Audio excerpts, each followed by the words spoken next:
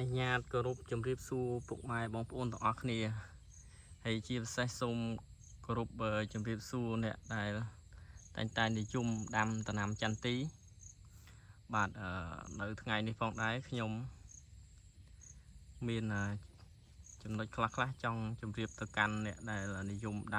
ำตะนำจันตีต่ออักเนี่ยได้เนี่ยได้เติมแต่ดำทำไมแล้วយើងមកត្រួតពិនិត្យទៅលើចន្ទទីម្ដងនេះចន្ទទីម្ដងនេះយើងដាំកាលពីឆ្នាំ2021បាទខ្ទង់ខែ6ខែ7ហើយមកទល់ដល់ឥឡូវវា5ឆ្នាំពេញហើយនេះអានេះឈានចូលដល់ខែ7ហើយបាទអញ្ចឹងដើមចន្ទទីប៉ុណ្ណឹងហើយនេះគឺជាការតែងမဲ့ចន្ទទីដែលខ្ញុំបានទើបតែតែងហើយថ្មីឥឡូវខ្ញុំចូលទៅក្នុងបន្តិចដើម្បីថតជាវីដេអូឲ្យបងប្អូនបានឃើញបាទអញ្ចឹងចន្ទទីផងខ្ញុំគឺខ្ញុំតែងមែកឲ្យឆ្លាស់បែបនេះក៏ប៉ុន្តែឃើញមែកខ្ញុំទុកច្រើនបងប្អូនទុកច្រើនមូលហេតុដោយសារតែយើងធម្មតាយើងនិយាយម៉ាត់ឲ្យខ្លីទៅតែយើងទុកមែកច្រើនផ្លែចន្ទទីក៏វាច្រើនទៅតាមនឹងដែរអញ្ចឹងណាប៉ុន្តែគាត់ថាវាចុះជីទៅប៉ុណ្ណឹងទេបាទហើយចន្ទទីនេះផងដែរខ្ញុំទៅដាក់ជីបានមួយសប្តាហ៍ហើយការប្រើប្រាស់ជីហ្នឹងគឺខ្ញុំប្រើប្រាស់ជីប្រភេទជីធម្មជាតិបាទដែលធ្វើដោយស្នាដៃកូនខ្មែរតែម្ដងជីហ្នឹងបាទហើយជីហ្នឹងគឺឈ្មោះគួរស្រូវមាសបាទជីធម្មជាតិបាទហើយបើតាមតំណឹងនេះតាមក្រុងវាធូរថ្លៃដែរទេខ្ទង់ 40000 ជាងទេបាទបងប្អូនហើយឥឡូវខ្ញុំមកមើលថតបងប្អូនឲ្យឃើញពីរបៀបដាក់ជីផងខ្ញុំតាមពិតការដាក់ជីហ្នឹងវាមានបច្ចេកទេសផ្សេងគ្នាអ្នកខ្លះគាត់ដាក់ពូនគល់អ្នកខ្លះក៏ជះហើយបើសម្រាប់ខ្ញុំវិញ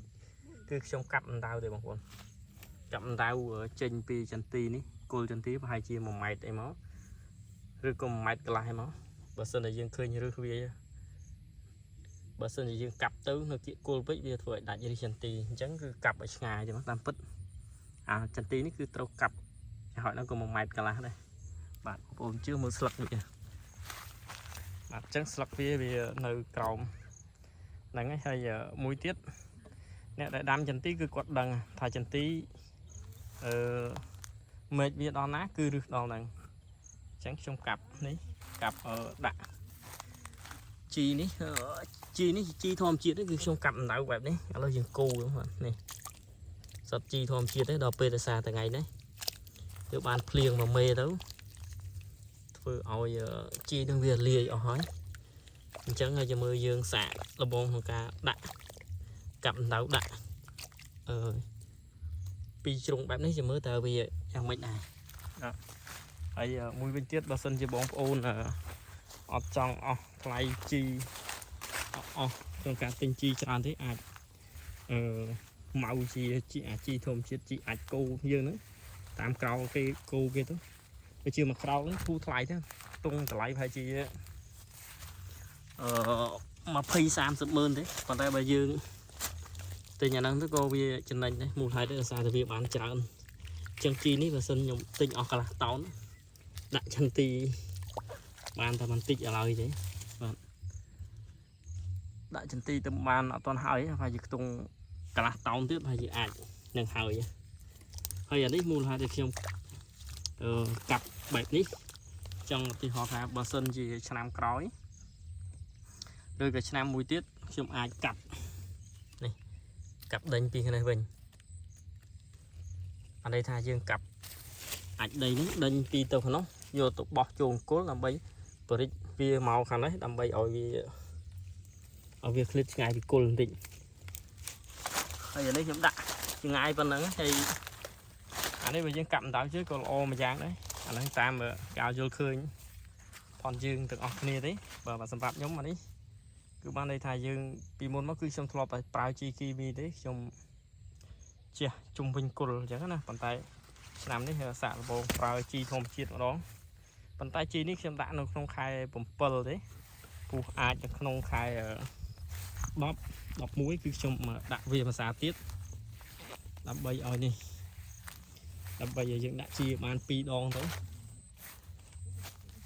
ហើយ បើសិនជាអាចខែ11 12ហើយខ្ញុំអាចកាប់ដៅខាងនេះមួយបាទឡៃស្លឹកនេះឡៃស្លឹកនោះមួយទៅ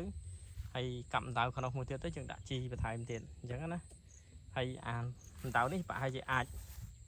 ពង្រីកវាមកក្រោយតិចយើងដើម្បីបោះអាចដីមានសារធាតុចិញ្ចឹមជីច្រើនយកទៅដាក់គល់បាទអញ្ចឹងអានេះគឺជាវីដេអូខ្លីមួយទេសម្រាប់ការធ្វើផនខ្ញុំក្នុងឆ្នាំនេះហើយឥឡូវយើងមកទស្សនាចន្ទីបាទតែងមេឃបដាកាត់មេឃបដាបាទហើយនេះដើមនេះរាងស្អាតបាទប៉ុន្តែនៅកណ្ដាលអស់មេឃឥឡូវយើងស៊ូមទៅទៀតបាទជីនេះមិនដៅនេះដាក់2គីឡូក៏តែ2គីឡូខាងដៅនោះ2គីឡូអញ្ចឹងមួយដើមហ្នឹង5គីឡូបើសិនដល់ខែ11 12យើងកាប់ដៅទៅនេះមួយទៀតដៅក្នុងមួយទៀតដាក់2គីឡូទៀតអញ្ចឹងមួយឆ្នាំចន្ទីហ្នឹង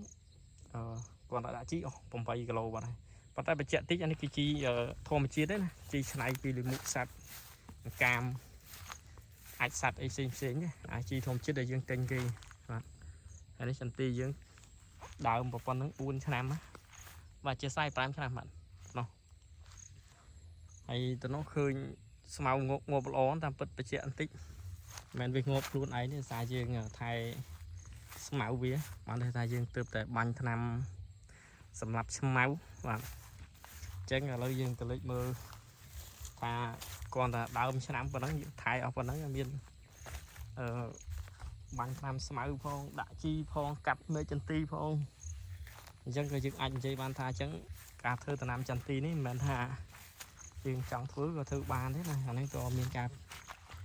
ខិតខំប្រឹងប្រែងព្យាយាមបាទធ្មត់នឹងការងារហ្នឹងបាទបើយើងកុំឲ្យខ្ញុំតែងតែនិយាយថា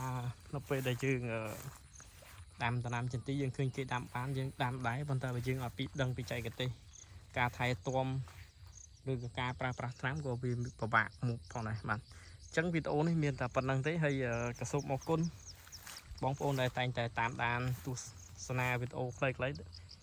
ក្នុងការថតពីដំណាំចន្ទីផងខ្ញុំបាទអញ្ចឹងអរគុណច្រើនបងប្អូនជួយចុច Subscribe ម្នាក់មួយផងដើម្បីទទួលបាននៅវីដេអូថ្មីបន្ថែមទៀតដែលខ្ញុំផុសចូលក្នុង Channel YouTube នឹងតែម្ដងបាទអញ្ចឹងអរគុណច្រើនជម្រាបលាបងប្អូន